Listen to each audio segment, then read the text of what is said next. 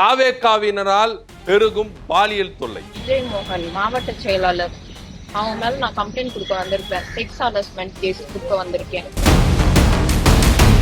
தமிழ்நாட்டில் தாவேக்கா கட்சியினரால் தான் பெண்களுக்கு பாதுகாப்பே இல்லை. நான் சாவுக்கு தவிர வேற என்ன பண்றது? நான் பெண்களுக்கு பாதுகாப்பு கொடுப்பேன் அப்படின்னு இந்த பக்கம் விஜய் அவர்கள் உறக்க சொன்னாலும், மாவட்ட செயலாளர் இந்த பக்கம் பாலியல் வன்கொடுமையில ஈடுபட்டிருக்கிறார். இது என்ன கொடுமை சார்? சிஎம் சார் தான் எனக்கு பதில் சொல்லணும். பெண்கள் பாதுகாப்புன்னு மட்டும் சொல்றீங்க, ஆனா என்ன பாதுகாப்பு இருக்கு? இந்த மாதிரி தான் மாவட்ட செயலாளராக செய்ய சொல்லியிருக்கீங்களா? பாதிக்கப்பட்ட பெண் பொதுவெளியில வந்து சொன்னாலும் இங்க நீதி கிடைக்கவில்லை அப்படின்றதுதான் அர்த்தம்.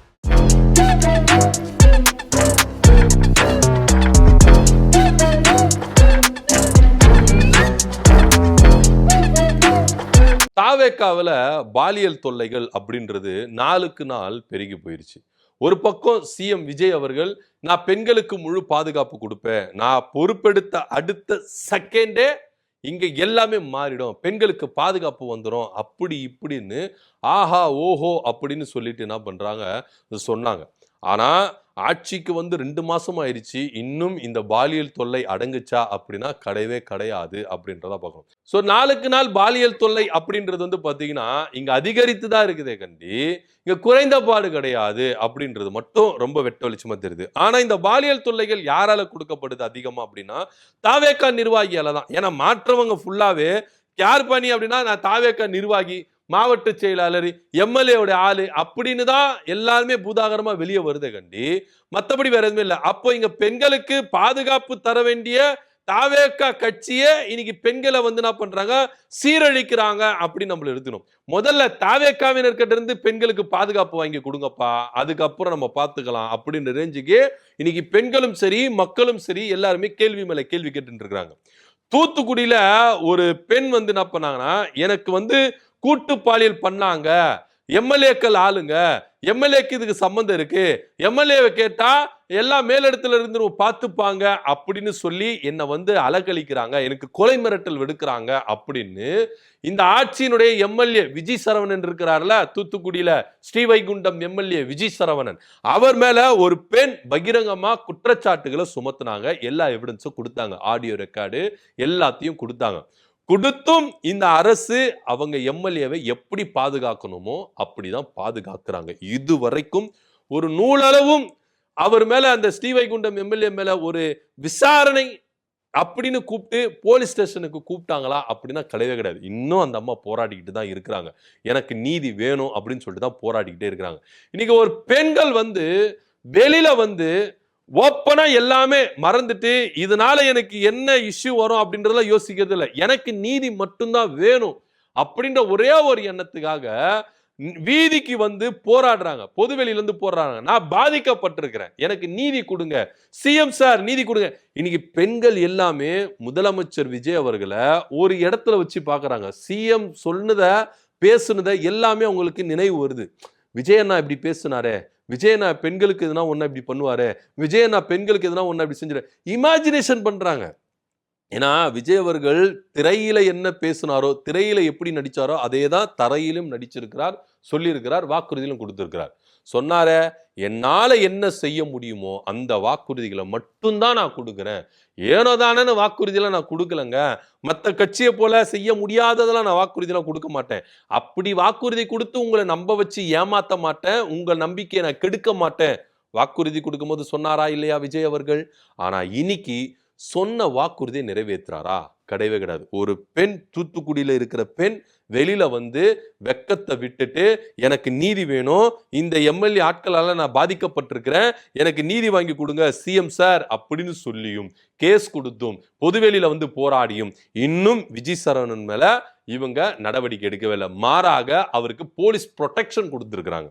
இதுதான் இந்த ஆட்சியினுடைய சூப்பர் டூப்பர் மாற்றம் அப்படி நீங்க எடுத்துக்கலாம். அப்படி நீங்க ராணிப்பேட்டை மாவட்டத்துக்கு வந்துருங்க. ராணிப்பேட்டை மாவட்டத்தினுடைய தாவேக்கா மாவட்ட செயலாளர் விஜய் மோகன், அவர் மேல ஒரு பெண்மணி வந்து என்ன பண்றாங்கன்னா கம்ப்ளைண்ட் கொடுக்குறாங்க. என்ன நம்ப வச்சு ஏமாத்திட்டாரு, என்னை வந்து என்ன பண்றாரு, பாலியல் தொல்லை கொடுத்துட்டாரு, நான் இவருக்கு நம்பி நான் பழகினேன், எனக்கு எனக்கு பதவி வாங்கி தரேன். இப்ப தாவேக்காவில் பதவி வாங்கி கொடுக்கணுமா, பணம் கொடுங்க அப்படின்னு சொல்லிட்டு ஏமாத்தின ஏகப்பட்ட கம்ப்ளைண்ட்டுகள் இருக்குதுன்னு வச்சுக்கோங்களேன் பொதுவெளியில. ஏன்னா இதனால யாரெல்லாம் பாதிக்கப்பட்டாங்களோ பொதுவெளியில வந்து காசு வாங்கிட்டு ஏமாத்திட்டாரு, எனக்கு பொறுப்பு கொடுக்குறேன்னு சொல்லிட்டு இவ்வளவு இத்தனை லட்சம் ரூபாய் வாங்கி ஏமாத்திட்டாரு அப்படின்லாம் சொல்லியிருக்காங்க.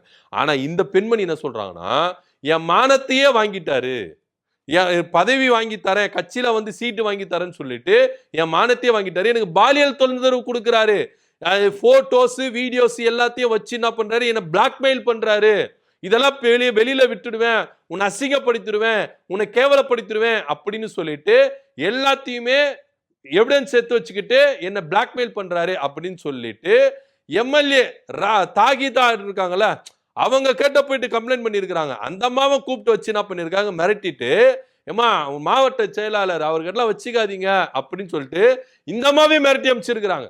அதாவது பாதிக்கப்பட்டவங்களையும் மிரட்டி அமைச்சிருக்கிறாங்க அப்படின்றது தான் இங்க வேதனைக்குரிய செயலா இருக்குது. போலீஸ் ஸ்டேஷன்ல போய் கம்ப்ளைண்ட்டும் கொடுத்தோம், எங்களுக்கு வந்து அவங்களுக்கு வந்து நீதி கிடைக்கல. சிஎம் செல்லுக்கு அனுப்பியும் அந்த அம்மாவுக்கு நீதி கிடைக்கவே இல்லை. சிஎம் செல் எதுக்குதான் இயங்குது அப்படின்னு நம்மளுக்கு தெரியல. ஒரு புகார் கொடுத்தா அந்த புகாருக்கு எந்த அளவுக்கு இவங்க நடவடிக்கை எடுத்திருக்கிறாங்கன்னு தெரியல. சிங்கப்படை எங்க போச்சுன்னே தெரியல. ஒருவேளை சிங்கப்படை கிட்ட இவங்க பதவி இவங்க போய் கம்ப்ளைண்ட் கொடுத்தாங்களா, ஒருவேளை அவங்க நடவடிக்கை எடுக்கலையா அப்படின்றது நம்மளுக்கு தெரியல. ஆனா டைரக்டா போலீஸ் ஸ்டேஷன்ல போயிருக்கிறாங்க, அங்க கம்ப்ளைண்ட் எடுக்கல, சிஎம் செல்லுக்கு அனுப்பி இருக்கிறாங்க, அங்கேயும் வந்து என்ன பண்ணல, நடவடிக்கை எடுக்கல. இன்னைக்கு பொதுவெளியில வந்து இந்த அம்மா என்ன பண்றாங்க, ஓப்பனா பரவாயில்லங்க, ஏன்னா எனக்கு வந்து என் பொண்ணுடைய லைஃப், எனக்கு எத்தனையோ பேர் கொலை மிரட்டல் கொடுக்குறாங்க. விஜய் மோகன் அவர்கள் எம்எல்ஏ கிட்ட வந்து நல்லா டெலீட் பண்ணிட்டேன் அப்படின்னு சொன்னாரு. ஆனா திரும்ப வீட்டுக்கு போயிட்டு எனக்கு என்ன பண்றாரு, போன் பண்ணி உன் போட்டோஸ் வீடியோஸ் எல்லாம் டெலீட் பண்ணல, நீ இது மாதிரி என்ன நினைச்சுட்டு இருக்க, நான் ஆளுங்கட்சி மாவட்ட செயலாளர், எம்எல்ஏ முதற்கொண்டு எல்லாமே எங்க ஆளு, நீ சொன்னா எல்லாம் நடந்துருமா அப்படின்னு சொல்லிட்டு மிரட்டல் விட்டு இருக்காரு. இது போக 4-5 பேர் போகும்போதும் வரும்போதும் மடக்கி அவங்களுக்கு கொலை மிரட்டல் கொடுத்துருக்கிறது. 12 வயசு பொண்ணை வச்சுட்டு இருக்கிறேன், எனக்கு பயமா இருக்குது அப்படின்னு சொல்லிட்டு அந்த அம்மா கதறுன்னு கதறாங்க. பொதுவெளியில வந்து பேசுறாங்க, எவிடன்ஸ் கொடுக்குறாங்க. விஜய் மோகன் எனக்கு வந்து சாட் பண்ணுது, இன்ஸ்டாகிராம்ல மெசேஜ் அனுப்புது, எல்லா வாய்ஸ் ரெக்கார்டு எல்லாத்தையுமே ஆதாரத்தோட கொடுத்துருக்காங்க. இவங்க தான் ஆதாரம் இல்லாம எதுவுமே பண்ண மாட்டாங்களே, எது கேட்டாலும் ஆதாரம் கேட்பாங்களே, ஆதாரம் கொடுத்த எந்த ஒரு நடவடிக்கையுமே இல்லையே. அந்த அம்மா என்ன சொல்றாங்கன்னா, என் உயிர் போனாதான் நடவடிக்கை எடுப்பாங்களா, அதற்கும் நான் தயார், என் உயிரை நான் மாய்ச்சிக்கிறேன், அப்பாவது இந்த கொடூரன் கிட்ட இருந்து எனக்கு வந்து நீதி வாங்கி கொடுப்பாங்களா இந்த அரசு அப்படின்னு சொல்றாங்க. எந்த அளவுக்கு அவங்க மனவேதனைப்பட்டிருப்பாங்க பாருங்க. அந்த அளவுக்கு இந்த ஆட்சியில பெண்களுக்கு பாதுகாப்பு இல்ல, பாதிக்கப்பட்ட பெண்களுக்கு நீதி கிடையாது. எல்லா எவிடன்ஸும் எடுத்துன்னு வந்து கொடுத்தோம், இங்க வந்து என்ன பண்ணல, ஒண்ணுமே கிடையாது. ஆனா திமுக எம்எல்ஏக்கள் யார் அவதூறா பேசுறாங்க பாருங்க, எந்த மேடையில யார் அவதூறா பேசுறாங்க பாருங்க. இந்த திமுக ஆதரவாளர்கள்லாம் டிவியில யார் வந்து இதுவா பேசுறாங்க பாருங்க, வார்த்தை விடுறாங்க பாருங்க, உடனே தூக்குங்க. இதுல தான் உங்க ஃபோக்கஸ் இருக்குது. திமுகவை எப்படி நசுக்கலாம், திமுகவுடைய எம்எல்ஏக்களை எப்படி கைது பண்ணலாம், திமுகவுடைய ஆதரவாளர்களை எப்படி கைது பண்ணலாம், எந்த மீடியாவை நம்ம முடக்கலாம், இப்படின்ற ஒரு ஆலோசனையில தான் ஃபோக்கஸ்ல தான் இங்க இருக்கிறாங்க. நாட்டு மக்களும் பெண்களும் இங்க கொடுமையினால் அனுபவிக்கிறாங்க. உங்ககிட்ட கம்ப்ளைண்ட் கொடுத்தோம், எவிடன்ஸ் கொடுத்தோம், எந்த ஒரு நடவடிக்கை எடுத்தா உங்களுக்கு நீதி கொடுக்க முடியல. என்ன அரசாங்கம் நடக்குது அப்படின்னு நம்மளுக்கு தெரியல. அதுவும் தாவேக்கா எம்எல்ஏ மேலையும் தாவேக்கா மாவட்ட செயலாளர் மேல கொடுத்த புகார்னா இவங்க எடுக்க மாட்டாங்க. இதுவே திமுகவோட அடிப்படை உறுப்பினர் மேல எதுனா ஒரு சின்னதா கம்ப்ளைண்ட் வரட்டுமே, இந்த ஓர கண்ணுல பார்த்துட்டாங்க அப்படின்னு சொல்லட்டுமே, உடனே பிடிச்சி ஜெயில போட்டுருவாங்க, உடனே திமுக மேல முத்திரை குத்துருவாங்க. இதுதான் இந்த ஆட்சியோட அவலமா இருக்குதே கண்டி. பாதிக்கப்பட்ட பெண் இங்க கம்ப்ளைண்ட் கொடுத்திருக்காங்க, நடவடிக்கை என்ன எடுத்திருக்காங்க? தூத்துக்குடியில அந்த பெண் ஸ்ரீவைகுண்டம் எம்எல்ஏ மேல கம்ப்ளைண்ட் கொடுத்தாங்களா, எவிடன்ஸ் கொடுத்தாங்களா, இது வரைக்கும் நடவடிக்கை எடுத்தாங்களா? எடுக்கவே இல்லை. இன்னைக்கு ராணிப்பேட்டை மாவட்டத்துல அந்த அம்மா சொல்றாங்க, நான் எத்தனையோ பேர் பாதிக்கப்பட்டிருக்கிறாங்க, நான் பொது வெளியில வந்துட்டேன், இன்னும் வராதவங்க நிறைய பேர் இருக்கிறாங்க. அந்த மாதிரி திடுக்கிடும் தகவல் சொல்றாங்க, நிறைய பேர் இருக்கிறாங்களாம், லிஸ்ட்ல நிறைய பேர் இருக்கிறாங்க, நான் வெளியே வந்துட்டேன், என்னால கொடுமை தாங்க முடியல, மிரட்டல் கொலை மிரட்டல் விடுறாங்க, என்னால இவரால வந்து என்ன பண்ணல, இவங்களுடைய டார்ச்சர் என்னால அனுபவிக்க முடியல, பொதுவெளியில நான் வந்துட்டேன், என்னை பார்த்து பல பேர் வரத்துக்கு வாய்ப்பு உண்டு.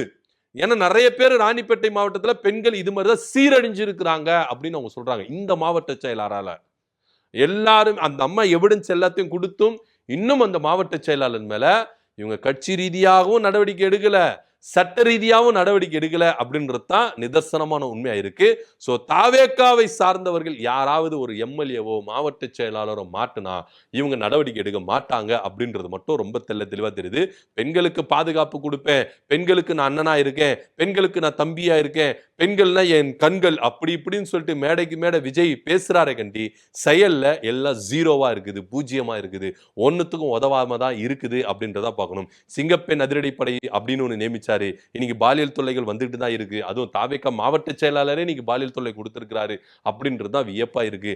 அவங்க மேல என்ன நடவடிக்கை எடுத்தீங்க? சிங்கப்பெண் நீங்க அவர் மேல எந்த ஸ்டேஷன்ல போய் கம்ப்ளைண்ட் கொடுத்தீங்க எஃப்ஐஆர் போட சொல்லி அப்படின்னு நம்மளுக்கு தெரியல. ஒருவேளை சிங்கப்பெண் கடை கொடுத்து இவங்க நடவடிக்கை எடுக்கலையா அப்படின்னு நம்மளுக்கு தெரியல. சிஎம் செல்லுக்கும் நான் கம்ப்ளைண்ட் கொடுத்திருக்கேன், அங்கிருந்து எனக்கு எந்த ஒரு சொல்யூஷனும் வரல.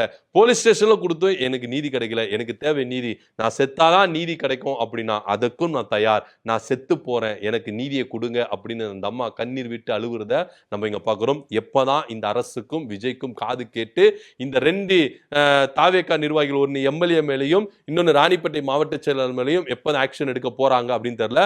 இவங்க ஆக்ஷன் எடுக்கிறதுல பல விஷயங்கள் இன்னும் வெளியே வரும் அப்படின்றதா இருக்கும் போல இருக்க. அப்படிதான் நம்ம பேசணும். இதை பத்தியோட கருத்தை அப்படி கமெண்ட் பண்ணுங்க. நன்றி, வணக்கம்.